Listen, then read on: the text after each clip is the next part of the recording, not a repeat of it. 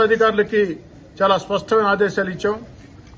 జనన ధృవీకరణ పత్రాలు, మరణ ధృవీకరణ పత్రాలు, బర్త్ సర్టిఫికేట్లు, డెత్ సర్టిఫికేట్లు వేగవంతంగా ఇవ్వమని, ఎక్కడా ప్రజల నుంచి ఫిర్యాదు రాకూడదని కోరటం జరిగింది.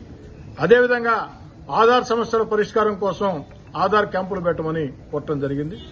అదేవిధంగా నెల్లూరు రూరల్ నియోజకవర్గంలో ఎన్ని గుంటలు ఉన్నాయన్నప్పుడు దాదాపు 1700 గుంటలు ఉన్నాయి.